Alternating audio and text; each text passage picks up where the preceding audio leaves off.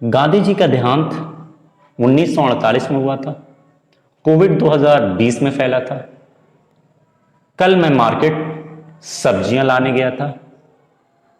मेरे पिता 2 दिन पहले दिल्ली से आ चुके थे। आज की क्लास में कुछ ऐसे ही ट्रांसलेशन को हम सीखने वाले हैं। जी हाँ, आज हम पढ़ेंगे सिंपल पास्ट टेंस के बारे में। सिंपल पास्ट टेंस का यूज कहाँ किया जाता है, किस तरह के एक्शन के लिए इस टेंस का यूज करते हैं, इसका स्ट्रक्चर क्या है, किस ऑक्सिलरी का इसके साथ यूज किया जाता है, इसकी हेल्प से पॉजिटिव, नेगेटिव और इंट्रोगेटिव सेंटेंस का फॉर्मेशन भी करेंगे। अगर आप भी ऐसे सेंटेंस का ट्रांसफॉर्मेशन, इन क्वेश्चन को चुटकियों में सॉल्व करना चाहते हैं तो वीडियो को लास्ट तक देखें। आइए क्लास को स्टार्ट करें। आज की क्लास में हम बात करेंगे सिंपल पास्ट टेंस के बारे में। एक ऐसा टेंस जिसका यूज एक ऐसे एक्शन को, एक ऐसे काम को दिखाने के लिए करते हैं जो पहले बीत चुका, जिसका प्रेजेंट से कोई कनेक्शन ना हो, जो पास्ट का हिस्सा बन चुका। आइए इसके स्ट्रक्चर को देखते हैं। अगर मैं इसके स्ट्रक्चर की बात करूं, इसके फॉर्मेट की बात करूं, तो इसका फॉर्मेट है सब्जेक्ट प्लस वर्ब की सेकेंड फॉर्म प्लस ऑब्जेक्ट। याद रखिएगा, इसमें हम यूज करते हैं वर्ब की सेकेंड फॉर्म को। क्या आप मुझे बता सकते हैं वर्ब की फर्स्ट फॉर्म के लिए क्या यूज करते हैं? अगर इसमें ऑक्सिलरी की बात करते हैं, ऑक्सिलरीज हमने देखा है पिछले जितने भी टेंस को हमने पढ़ रखा है उनकी अपनी कुछ खास स्पेसिफिक ऑक्सिलरीज हैं जो उसी टेंस के साथ यूज की जाती हैं। सिंपल पास्ट टेंस के भी अपनी खुद की ऑक्सिलरीज हैं। क्या है? इसका नाम है डिड। अब डिड सिंगुलर और प्लूरल दोनों सब्जेक्ट के साथ यूज की जाती हैं, चाहे सब्जेक्ट सिंगुलर हो या फिर प्लूरल हो। इसमें हम कुछ एग्जाम्पल्स को देखते हैं। सबसे पहला एग्जाम्पल हमारे सामने है, my friend thought a plan. Meaning क्या होगी? माई फ्रेंड का मतलब होगा मेरे दोस्त। उसके बाद हम मीनिंग निकालेंगे ए प्लान, एक प्लान। थॉट का मतलब सोचा था। मीनिंग क्या हो जाएगी? मेरे दोस्त ने एक प्लान सोचा था। अब इसे हम कोरिलेट करते हैं इसके स्ट्रक्चर से। अगर मैं इसके स्ट्रक्चर से देखूं तो स्ट्रक्चर में सबसे पहले सब्जेक्ट है। यहां पर सब्जेक्ट का काम कौन कर रहा है? My friend.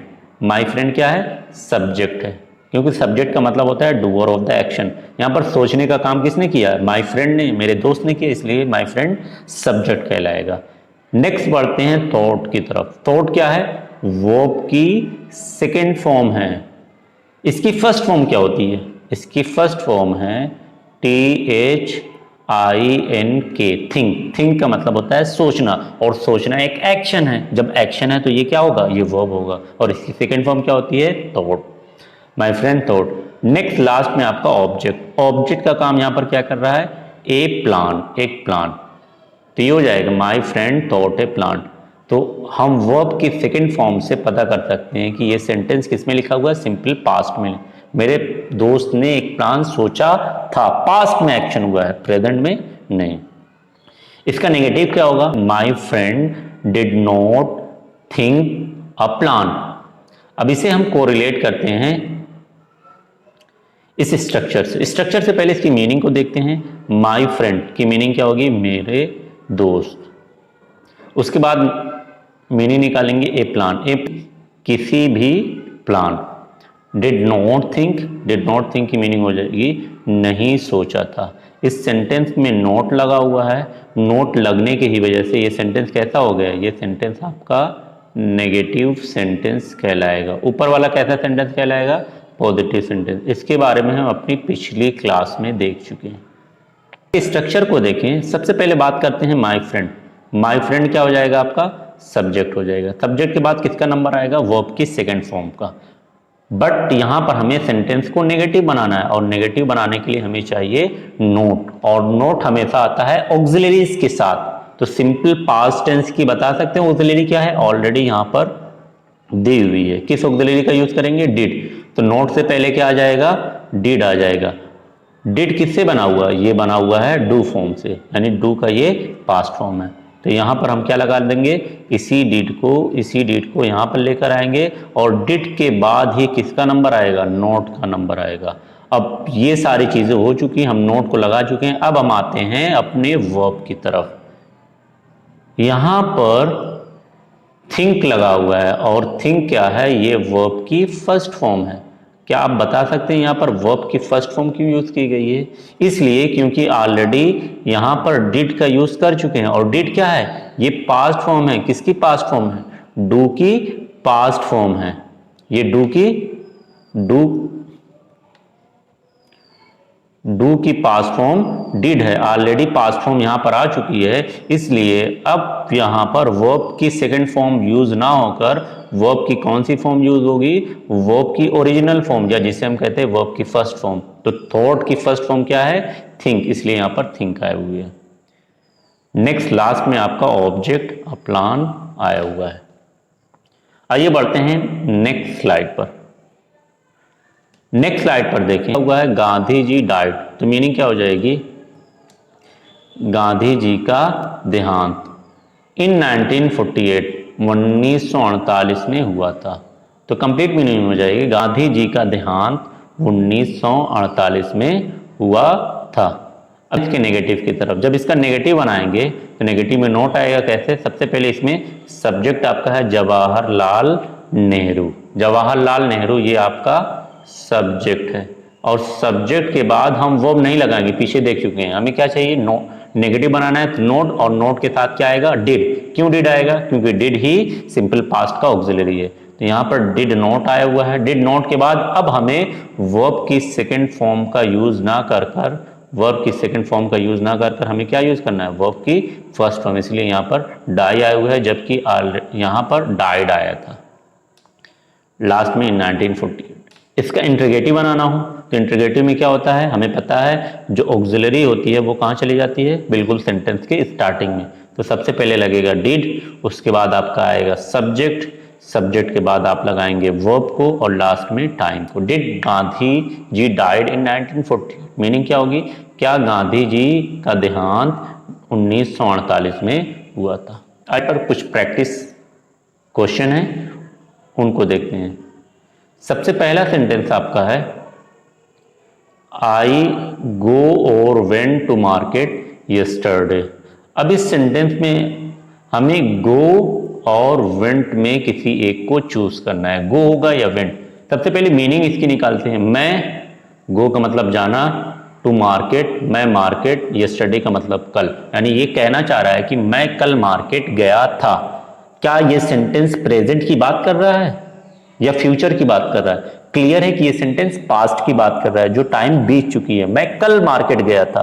इट मींस ऐसे सेंटेंस को लिखने के लिए हम यूज करते हैं सिंपल पास्ट टेंस, और सिंपल पास्ट टेंस में हम किसका यूज करते हैं? वर्ब की सेकंड फॉर्म का। तो गो और वेंट में वर्ब की सेकंड फॉर्म कौन सी है? तो याद रखिए, गो आपकी वर्ब की फर्स्ट फॉर्म है और वेंट आपकी वर्ब की सेकंड फॉर्म है। इसलिए यहां पर क्या सही होगा? आपका वेंट सही होगा। I went to market yesterday. क्या आप गो की थर्ड फॉर्म बता सकते हैं? अगर आपको पता है तो कमेंट कीजिए। नेक्स्ट सेंटेंस की तरफ आते हैं। Covid spread in 2020। ये वही सेंटेंस है जो इंट्रो में आपसे पूछा गया था। कोविड 2020 में फैला था। स्प्रेड की फर्स्ट फॉर्म क्या होती है? स्प्रेड की फर्स्ट फॉर्म भी स्प्रेड ही होती है। याद रखिएगा, स्प्रेड की फर्स्ट फॉर्म, स्प्रेड की सेकंड फॉर्म और स्प्रेड की थर्ड फॉर्म तीनों सेम है, तीनों इक्वल है, तीनों सेम है, इसलिए स्प्रेड ही आएगा। कोविड 2020 में फैला था। नेक्स्ट सेंटेंस की तरफ आते हैं। नेक्स्ट सेंटेंस है तुम मुझे 20 सितंबर को पैसे दिए थे। अब इसका ट्रांसलेशन क्या होगा? नीचे दिया हुआ है, यू गिव या गेव होगा मी मनी ऑन 28 सितंबर। अब हमें यूज करना है गिव होगा या गिव होगा। अब देखिए पास्ट की बात हो रही है, तुम 20 सितंबर को मुझे पैसा दिए थे, पास्ट की। तो पास्ट के लिए हमें यूज करना है वर्ब की सेकेंड फॉर्म। तो ऐसे में गिव और गिव में सेकेंड फॉर्म कौन सी है? तो गिव आपकी फर्स्ट फॉर्म है ये, और सॉरी गिव आपकी फर्स्ट फॉर्म है और गिव आपकी सेकंड फॉर्म है, इसलिए करेक्ट क्या हो जाएगा, गिव होगा। ने क्या तुम एग्जाम की तैयारी कर चुके थे, कैसे ट्रांसलेट करेंगे। अब ये इंट्रोगेटिव सेंटेंस है, इसलिए सेंटेंस को हमें स्टार्ट करना पड़ेगा ऑक्सिलरी से, तो इसलिए सबसे पहले क्या लगेगा, डिड लगेगा। डिड के बाद क्या आना चाहिए, सब्जेक्ट आना चाहिए। तुम बोला गया, तुम का सब्जेक्ट क्या हो जाएगा, यू हो जाएगा, डिड यू। उसके बाद हमें वर्ब चाहिए, वर्ब तैयारी का ट्रांसलेशन, इंग्लिश ट्रांसलेशन होता है प्रिपेयर, इसलिए यहाँ पर प्रिपेयर आया हुआ है या प्रिपेयर्ड होगा, इट मीन्स फर्स्ट फॉर्म या सेकंड फॉर्म एग्जाम की, तो इसका ट्रांसलेशन हो जाएगा फॉर द एग्जाम। तो डिड यू प्रिपेयर और प्रिपेयर्ड फॉर द एग्जाम। अब प्रिपेयर ये वर्ब की फर्स्ट फॉर्म है, ये वर्ब की सेकंड फॉर्म है, आपको सेल्फ चूज करना है। नेक्स्ट है, क्या सोनू के पिता 2 दिन पहले दिल्ली से आ चुके थे। ये भी इंट्रो में क्वेश्चन पूछा गया था। अगेन ये इंट्रोगेटिव सेंटेंस है, तो सेंटेंस किससे स्टार्ट होगा, डिड से स्टार्ट होगा। डिड लगाएंगे, उसके बाद क्या आएगा, सेम वही स्ट्रक्चर, सब्जेक्ट आएगा। सब्जेक्ट यहाँ पर सोनू के पिता की बात हो रही है, तो पूरा लिखा जाएगा सोनूज फादर, यानी सोनू के पिता। उसके बाद हम लगाएंगे वर्ब को लगाएंगे, वर्ब क्या है, कम होगी या केम होगी, दिल्ली से, फ्रॉम दिल्ली, 2 दिन पहले, 2 days बिफोर। तो इन सेंटेंस को आप प्रैक्टिस के रूप में कमेंट बॉक्स में कर दिखाएंगे। वो वीडियो आपको पसंद आती है तो वीडियो को लाइक और सब्सक्राइब करना ना भूलें। Thanks for watching.